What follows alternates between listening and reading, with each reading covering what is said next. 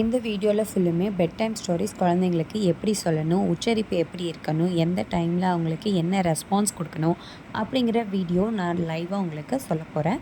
கேட்டுக்கோங்க. இது ரொம்பவே உங்களுக்கு ஹெல்ப்ஃபுல்லாக இருக்கும். இதை பார்த்துட்டு உங்கள் குழந்தைங்களுக்கு ஸ்டோரி சொல்லுங்கள். எப்படி இவங்க லிசன் பண்ணாங்க, அப்சர்வ் பண்ணாங்கன்னு கீழே கமெண்ட் பண்ணுங்கள். ஃபஸ்ட்டு நாமளே புக்கை டிசைட் பண்ணி வச்சிடணும். ஒரு 3 to 4 புக்ஸ் இன்றைக்கி நைட் என்ன ஸ்டோரி சொல்லலாம் அப்படிங்கிறத டிசைட் பண்ணிவிட்டு அந்த ஸ்டோரி புக்ஸ் நாளையும் காமிச்சு இதில் உனக்கு எது ப்ரிஃபரபிள் அப்படின்னு நாங்கள் காமிச்சு அவங்கள சூஸிங் பண்ண வச்சோம் அப்படின்னா அவங்க எந்த புக்கை ரீட் பண்ணணும்னு அவங்க மைண்ட் செட் ஃபிக்ஸ் பண்ணிடுவாங்க.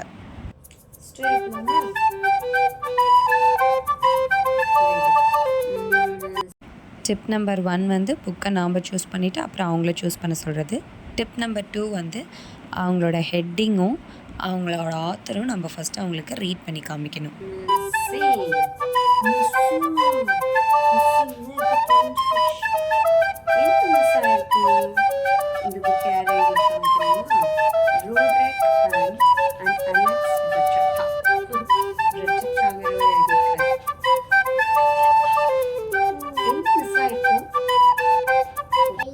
டிப் நம்பர் 3 அவங்களோட இன்ட்ரெஸ்ட்டை இன்னும் அதிகப்படுத்துறதுக்காக அவங்கக்கிட்ட கொஷின் கேட்டு என்ன மிஸ் ஆகிருக்கும், என்ன இருக்கும் இந்த புக்குக்குள்ளே அப்படிங்கிற மாதிரி ஆர்வத்தை தூண்டணும்.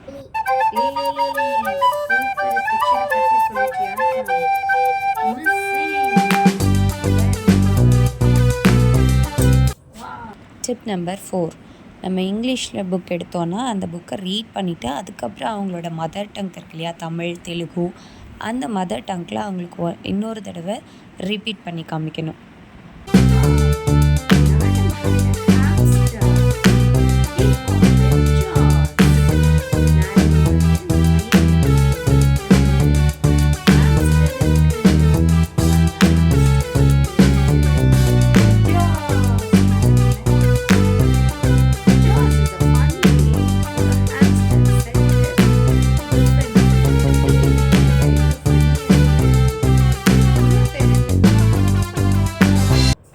டிப் நம்பர் 5 நம்ம ஃபுல்லாக ரீட் பண்ணிகிட்டே இருந்தால் அவங்களுக்கு போர் அடிச்சிடும். அதனால் இடையில அவங்க கூட இன்ட்ராக்ட் பண்ணுற மாதிரி நீ அவங்களையும் அந்த கேரக்டருக்குள்ளே சப்மிசிவ் பண்ணி நம்ம சொல்லணும்.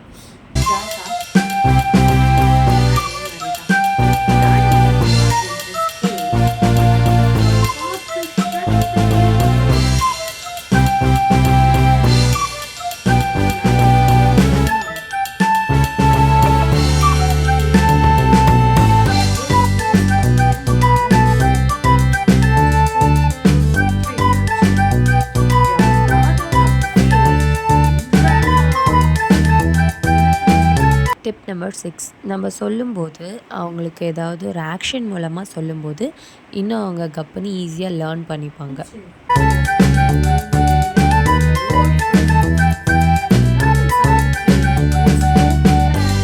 டிப் நம்பர் 7 அவங்க இடையில ஏதாவது டவுட்ஸ் கேட்டாங்க அப்படின்னா டீவியேட் ஆகாமல் டக்குன்னு பதில் சொல்லிவிட்டு ஸ்டோரிக்குள்ளே போயிடணும்.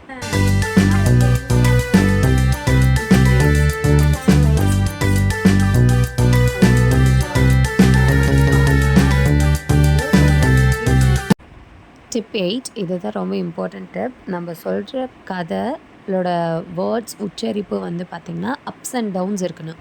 ஒரே மூமெண்ட்லேயே போகக்கூடாது. அப்போ அவங்களுக்கு ரொம்ப போர் அடிச்சிடும்.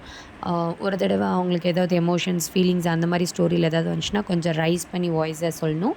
இல்லாட்டி சேடாக இருக்காங்க அப்படின்னா வாய்ஸை லோ பண்ணி சொல்லணும்.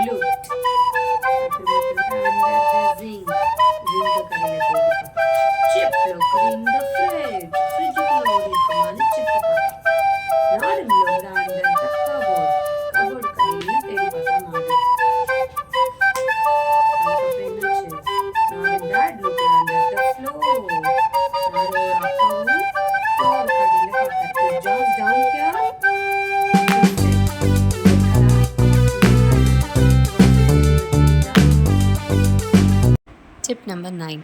இப்போ நம்ம இன்றைக்கி ஒரு ஸ்டோரி புக் எடுத்து ரீட் பண்ணிட்டோம் அப்படின்னா, அடுத்த ஸ்டோரி புக்கை நம்ம அதே ஸ்டோரி புக்கை எடுத்து ரீட் பண்ணலாம். ஒன்றும் தப்பில்லை. அவங்களுக்கு ஒரு புக்கு ரிப்பீட்டடாக போகும்போது அதில் இருக்கிற வேர்ட்ஸ், அதில் இருக்க வொக்காபுலரிஸ் எல்லாமே அவங்க ரீகால் பண்ணிக்கிறாங்க. நம்மள எவ்வளோக்கு எவ்வளோ அவங்களுக்கு ரிப்பீட்டட் வேர்ட்ஸ் கொடுக்குறோமோ அது அவங்களுக்கு அவ்வளோ யூஸ்ஃபுல்லாக இருக்கும். இப்போ ரிப்பீட்டட் மோட் எப்படி கொடுக்கணும் அப்படின்னா, இன்றைக்கி ஒரு புக்கு 3 புக் எடுத்தீங்க அப்படின்னா, அந்த புக்கு இன்னொரு 3 டேஸ் கழித்து அதே 3 புக் செட்ஸ் ஆஃப் இருக்கலாம். இல்லை அந்த 3 புக் செட்ஸ்லேயும் வேறு செட்ஸ் மிக்ஸ் பண்ணி இருக்கலாம். நீங்கள் ஒரே புக்கு இன்றைக்கும் நாளைக்கு நாளைக்கு அப்படிங்கிற ரிப்பீட்டட் புக்ஸ் வேண்டாம். டிப் 10. அவங்க நம்ம ரிப்பீட்டட் புக்ஸ் கொடுக்கும்போது அவங்களுக்கு அதிலே ஆல்ரெடி தெரிஞ்சிருக்கும் என்ன ஸ்டோரி இருக்குன்னு.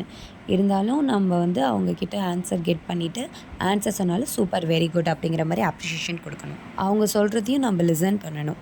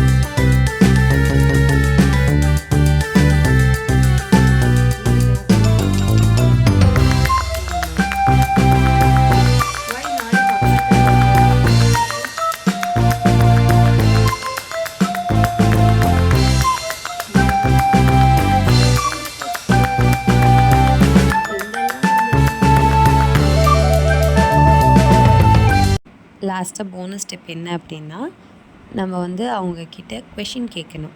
நம்ம இந்த ஸ்டோரியில் என்ன ரீட் பண்ணோம், என்ன கற்றுக்கிட்டோம், அந்த கேரக்டர் நேம் என்ன அப்படிங்கிற மாதிரி இன்ட்ராக்ஷன் இருக்கும்போது அவங்களோட ரிமெம்பரன்ஸ் கெப்பாசிட்டி இன்னும் எவ்வளோ இருக்குது, எப்படி இம்ப்ரூவ் பண்ணணுன்னு நம்ம தெரிஞ்சுக்கலாம்.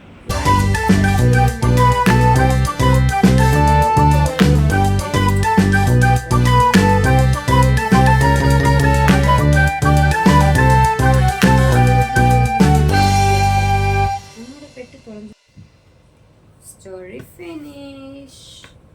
தூங்க போலாமா? உங்கள் ஃப்ரெண்ட்ஸ் யாராவது குழந்தை இருக்கிறவங்க ஸ்டோரி எப்படி சொல்கிறதுன்னு தெரியாமல் திணறிட்டு இருந்தாங்கன்னா இந்த வீடியோவை அவங்களுக்கு மறக்காமல் ஷேர் பண்ணுங்கள்.